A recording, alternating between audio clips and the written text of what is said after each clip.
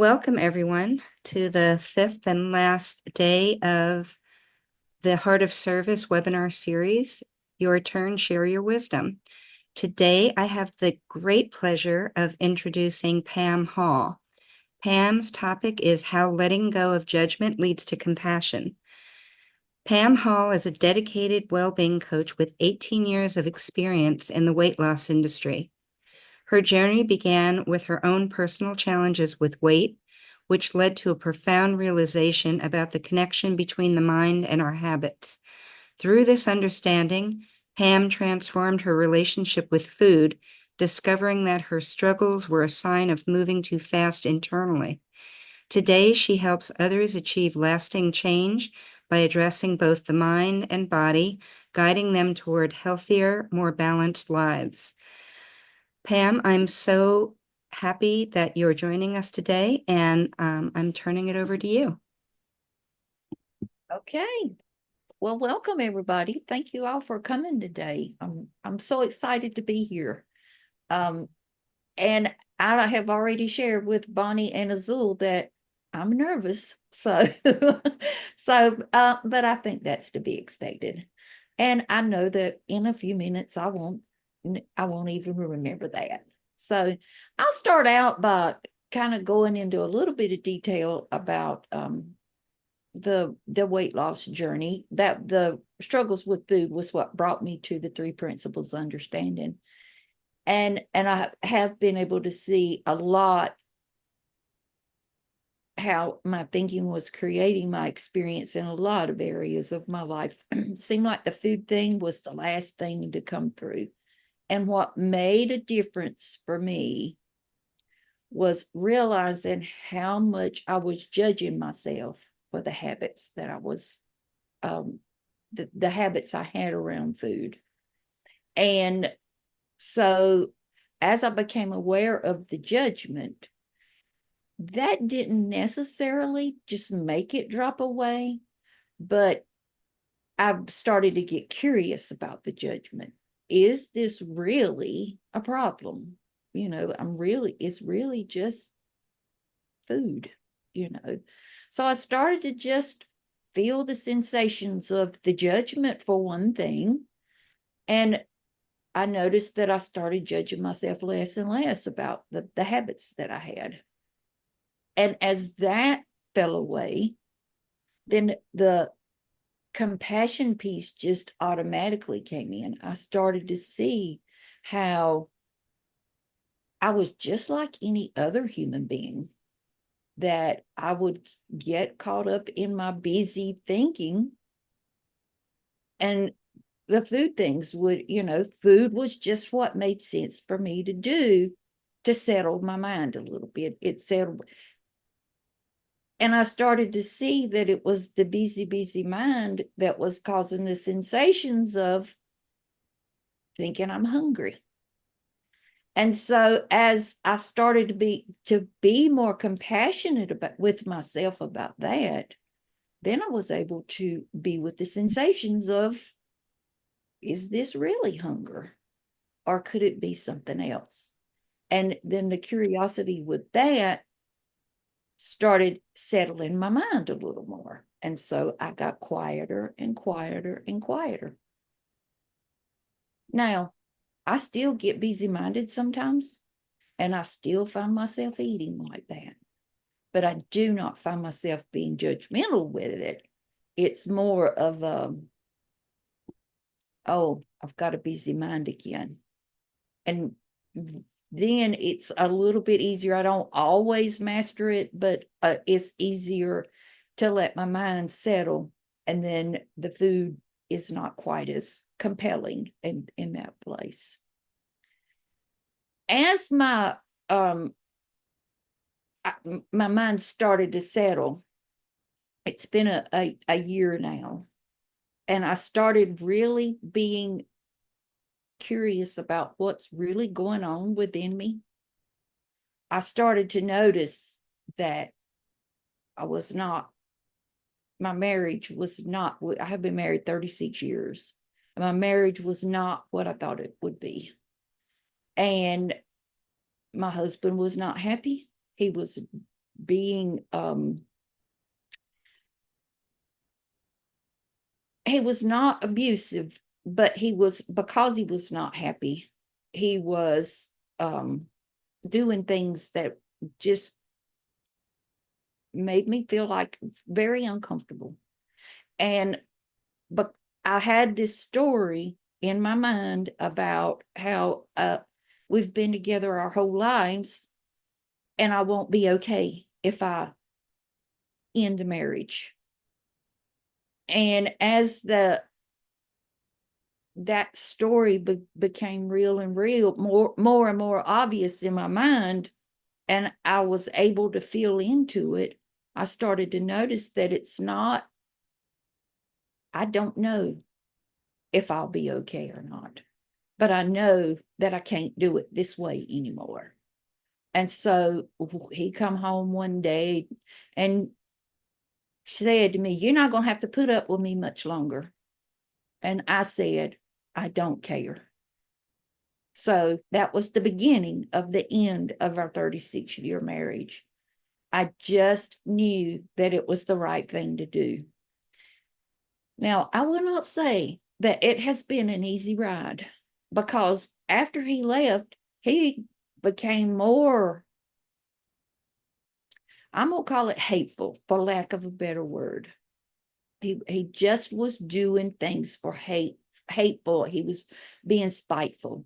And so sometimes I would get caught up in my judgment about it. It's like, why is he doing this? I hadn't done anything to deserve his treatment. Why is he doing this? And then I was on a call. We was in the Heart of Service community. We was on one of our calls, and Mavis came on. And I was talking to Mavis about some of the crazy things he was doing. And one of the things he was doing, as we had ended, we had come to an agreement that he could not contact me at all. So he was trying to contact me through my son. So one of the things that he had asked my son was, I mowing the grass.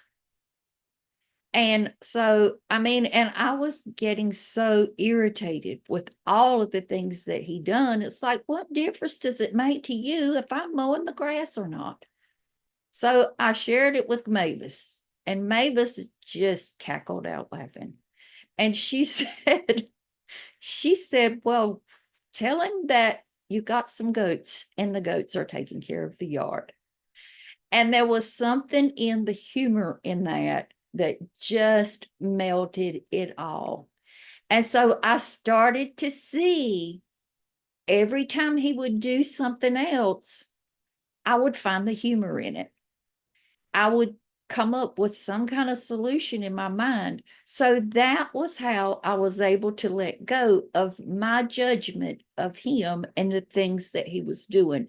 And I was able to see that he is just caught up in his thinking. Now, I was going in and out of, he's got some thinking going on, and he's reacting from that thinking. And so I was going in and out of that, but every time he would do something else, I would get upset with it again. Well, after the goat story, I just started finding humor in all of the things that he was doing. Well, recently, I I live in North Carolina, and whenever he left, he moved to the mountains. And so in the mountains is where all of the when the hurricane come through, for those of you that may live in a different country, there was a big hurricane that came through, and it just devastated the mountain area of North Carolina. Washed out roads, took out whole communities. It was awful, the devastation that was happening out there. And so, well, I woke up the morning after everything happened, and I saw on Facebook a picture of the community that he lives in. Now, why that was on my Facebook feed, I have no idea, but it was there. And there was water up to the rooftops of these people's, you could not see the houses at all you could see was the rooftops for all the water. And I knew that's where he was, and I could not help but feel so much compassion and concern. So because I have not been communicating with him, I contacted his mama to find out how he was, and she let me know that he was safe, but they had it had washed out his driveway, it had washed out the roads out of where he was, so there was no hope of him getting back home. I heard that he was hungry. Now, I don't, the man is a big man. He was not going to starve to death, but it made, it broke my heart to know that he was hungry. And I found out this morning through a friend that they still don't have electricity. So we're going on 3 or 4 weeks now that they still don't have electricity. And he said, I would just love to have a hot shower. So I still feel compassion for him. I feel some compassion for him. So I know that letting go of judgment will, it may not lead to compassion immediately, or but it's there. When we can let go of the judgment, we can see all of the thinking that is keeping us miserable, and we can even see that judgment is thought too. That it's just the way we're thinking about things. So that's kind of what I wanted to say.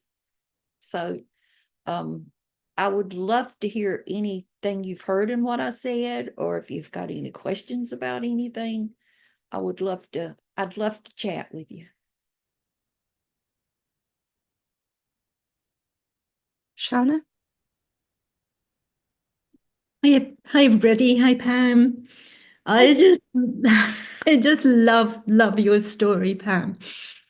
I think it's so. I love the fact when you were overeating or worried about eating or bothered about it, and when you put the judgment aside, and just felt you got so much clarity and compassion for you. Mm-hmm.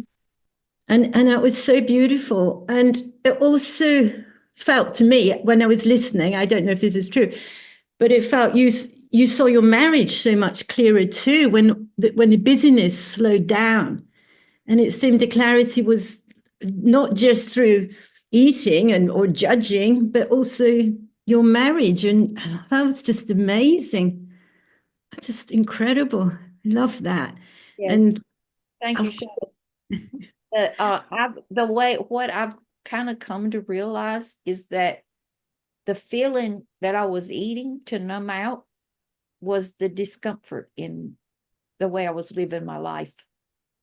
My yeah, life was not happy, and I was eating because I didn't think it was okay to feel that.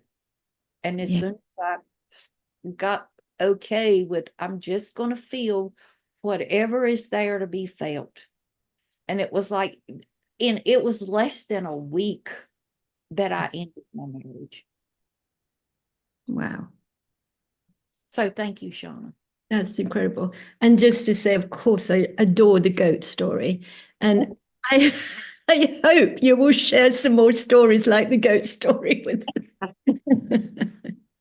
Well, Pam, I've known you for a while, and you are one of the most compassionate people I know.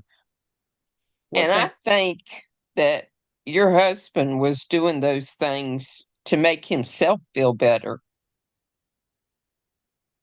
Well, he was caught up in his thinking. He had a story going Yeah. on, and yes, I think he was just reacting to some of the things that he was hearing.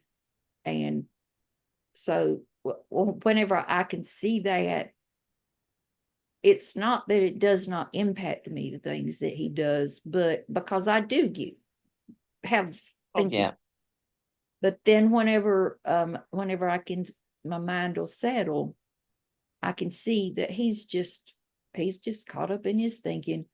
And well, after the goat story, it got so much easier to just Yeah. take it in the beginning. So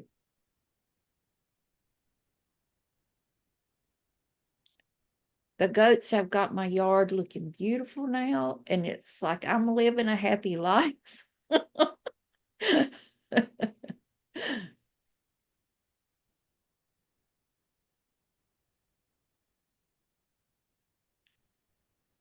Would anyone else like to share?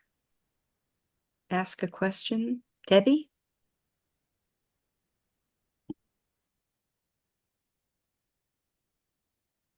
You're muted.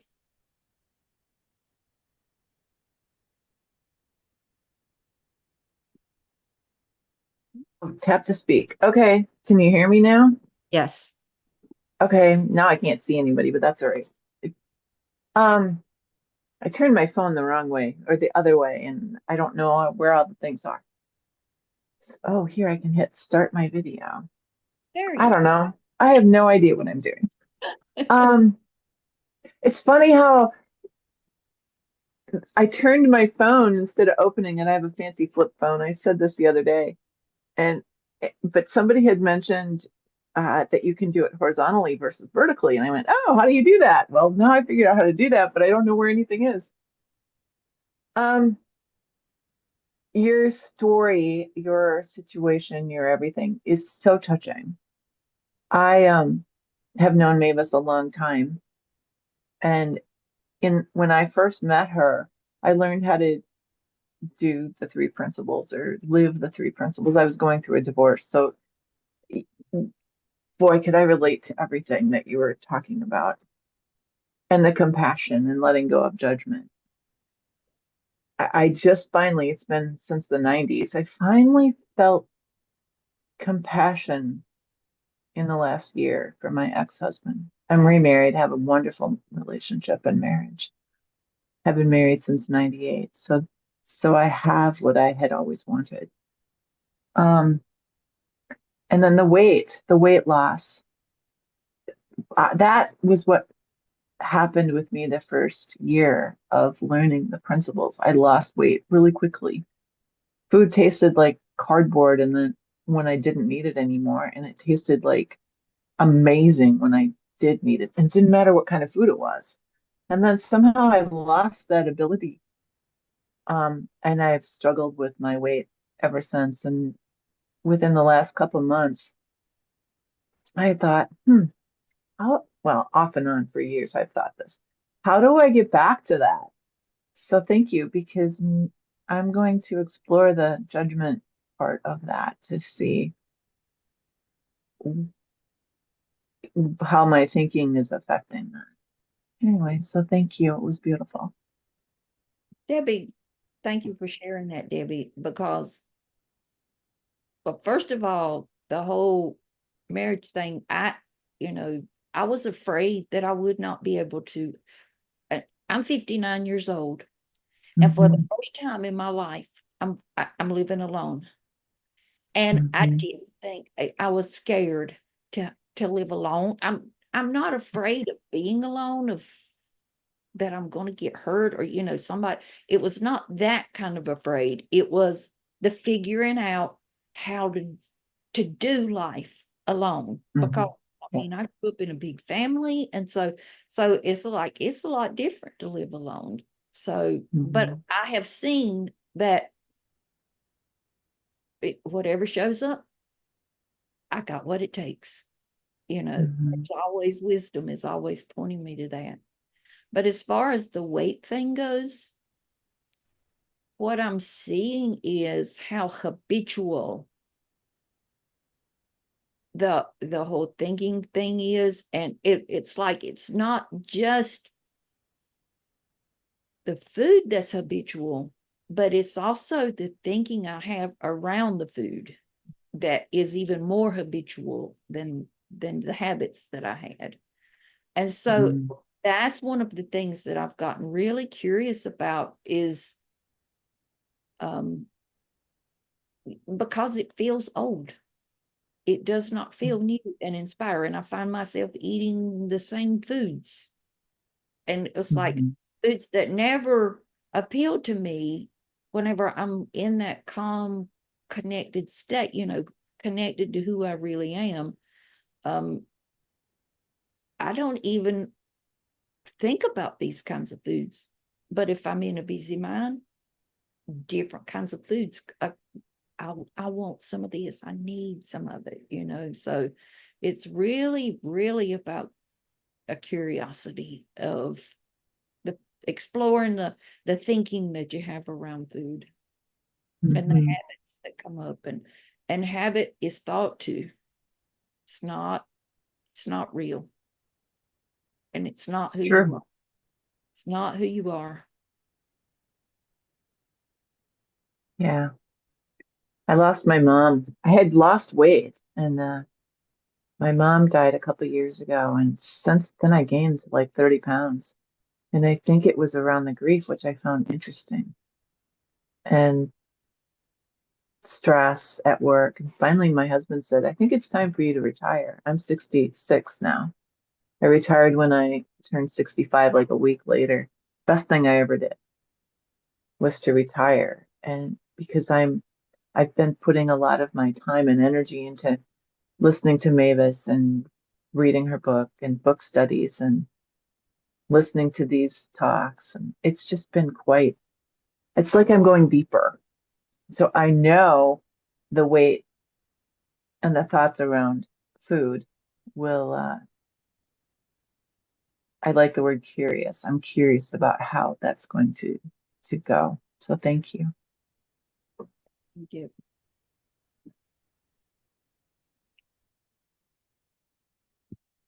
Jimmy? Hi. Hi. Yeah, that was great. Boy, it just went in all directions inside me. But one thing that hit me is like, because I overeat too, sometimes, uh, and then you kept talking about the busy mind and the judgment, which I could totally relate to with regards to so many things. But what hit me is, boy, I bet you there's a big connection between overeating and overthinking, or a busy mind and busy eating, you know. And I think it's all just trying to not feel something, even if I don't know what that is that I don't want to feel. And if I just, what I'm finding is, uh, if I just settle down, like you were talking about, if I just settle down, that's all I have to do. Then things just start clearing up, or slowing down or whatever.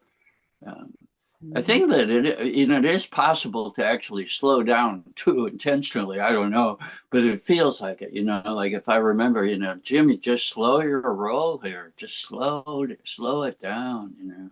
Exactly. Um, Exactly. yeah. And that's one of the things, Jimmy, is that we do get caught up in busy thinking, and it's on me, or I'm not good enough, or there's some kind of something that's going on, and for me, it's like it feels like I'm trying to figure something out, how to do it differently. And well, whenever I recognize that, then it's easier to let it go. But there is a feeling that an uncomfortable feeling that we're trying to figure out a way to not feel that uncomfortable feeling. And one of the things Mavis told us very recently is that those feelings are our guidance system. It's letting us know that the way we're using our thinking, this is the way it feels to use our thinking this way. And whenever we eat or drink or do drugs or any of the things that we do to avoid those feelings, we're numbing our guidance system. And so that kind of had an impact on me. It's like not only am I numbing the feeling that I don't want to feel, but I'm also numbing the wisdom. And that really hit me yesterday. Yesterday would have been my anniversary. And it was also my niece's birthday. And I totally, totally forgot her birthday because of all of the chaotic thinking and all of the stuff that was going on within me yesterday. And I'm going to be honest, I ate crap yesterday afternoon and evening, and so it was like I'm not only numbing out the what I don't want to feel, but I also numbing out the wisdom that could come through. So, and I think eating is a very, very, very common thing that we do when we're feeling uncomfortable, because maybe part of it is it's an acceptable habit to have. And it's very something that we do. We have to eat every day. So it's something that we do. And we've been doing it so long, we don't even recognize it most of the time. So when we can see it from that perspective, then it makes it a little bit easier to not judge ourselves for it, because we're just humans and we're just doing what we've always done to avoid a feeling we don't want to feel. And then we can start to notice it a little before. I've noticed one of the things for me is I've started to notice the choice point, the place that I'm actually making a choice to continue eating.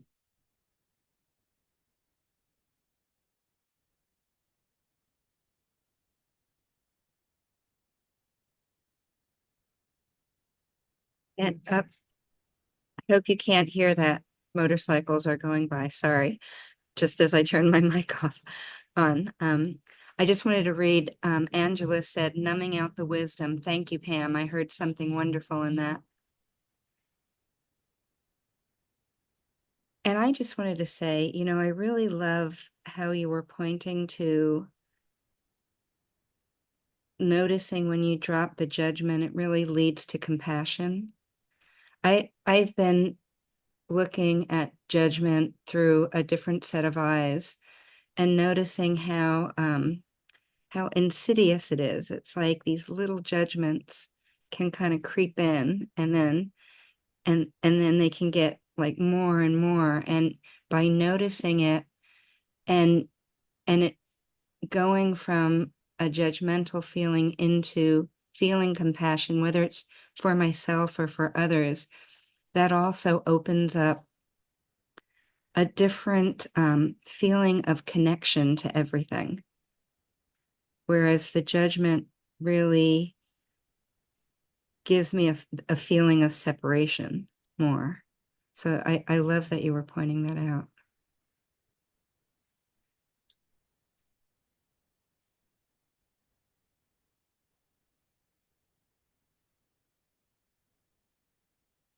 Would anyone else like to comment? Question? Azul? I'll go then. It has been wonderful to witness Pam today with her share, but also to witness her process, in the time that we have been together in the heart of service. Because, like, she always shares so honestly exactly what's going on. And that's so useful for everybody. And around judgment, what I have seen is that sometimes innocently we make a thing out of our thinking, like, oh, this is judgment, like at least me, and when I go back, one little step like away, I can remember that, oh, like it's thinking in action, right? So when I'm connected to whatever is going on through my layer of thinking, I see things in a way. And that creates, as Bonnie pointed out, separation too, because I'm not really here. I'm engaged with my thinking. But when I drop that thinking that I call judgment, or when I realize, oh, it's just thinking and it will fade away, I don't even need to do anything. then of course I found myself where compassion is, wisdom is, and everything of who we really are is, like in real life, not in my thinking. And seeing that movement and transformation is so inspirational, like seeing Pam through this. Because our thinking, when we have judgmental thinking, we can find 100 reasons of why we are right and correct. And sometimes I was listening to Pam sharing something that was happening, and all those reasons will show up for me, like, yeah, he's not doing well. I want to go there. But again, it's just some thinking. And then it's a really brave and courageous thing. And I think that's a characteristic of a true seeker of the truth, to really drop that. It seems easier to just keep going, but I have seen Pam to really see something and then, you know what, I'm not doing that anymore. And also seeing that I'm feeling this way and I will feel this way because I'm choosing to feel this way for as long as I need it. And that's absolutely okay, part of our human experience. So thanks so much, Pam, for sharing your wisdom and your light coming through with all of this. Thank you. Thank you, Azul. My pleasure. Anybody else would like to share or ask a question or say, yeah, but what about this situation? I have a lot of judgment and I'm very right about this. Nobody? Okay, B wrote something. I'm going to read it. I've got a scratchy throat, so I want to write this. How defining the sense of humor resonated with me. My thinking has me be, oh, so serious. But when I find the humor, I can see everything so much more clearly. Thank you, Pam. That's so true. It's so true. Thank you. Angelina. Hi, Pam. Hi, everybody. It's really interesting. I love your conversation today, Pam, and your story. And we've conversed before, and I'm one of those overthinkers. Jimmy said it, if you overthink, you overeat. Yeah, I'm one of them, hands up. And it's really interesting how we get so caught up in our thinking. And when I had a conversation with Pam a few months ago, I think at some stage in the conversation, I went, yeah, and the bar of chocolate talks to me. It tells me to eat it. As does a myriad of actually everything. Even the cereal box talks to me sometimes. And it was so I suppose what Fee goes to is the lightheartedness and the humour. I genuinely believed that the food in the fridge talked to me. Really, really, and I've had that story for, I would say, since childhood years. And on the day Pam pointed that out to me, she said to me, Angelina, really? And, in the past, I would have judged me incredibly badly for, oh my God, you idiot. What were you thinking? Why would you think food talks to you? But yeah, I think it's just the non-judgment and the sense of humor and the lightheartedness is so helpful. The food continues to talk to me, Pam, but I just don't pass any heat on it anymore. So thank you for this talk because it's beautiful. And I love that idea of, running to the press or the fridge to eat isn't only numbing, maybe thinking we want to numb our feelings, but yeah, maybe it's numbing my wisdom too. Yeah, that was fabulous. Thank you for that today. And thank you for our previous conversations. Yeah. I think what I said to you that day, because it is something that pops in my head a lot. Food does not have a voice.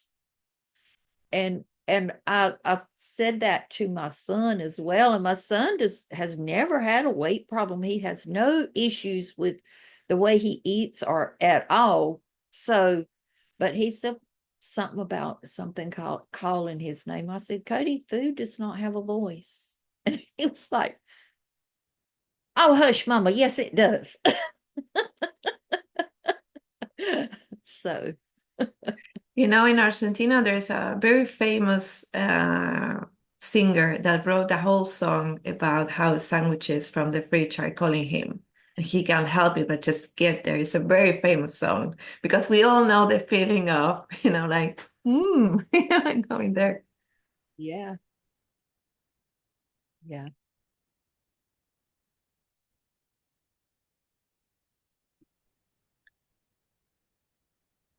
Would anyone else like to comment or question?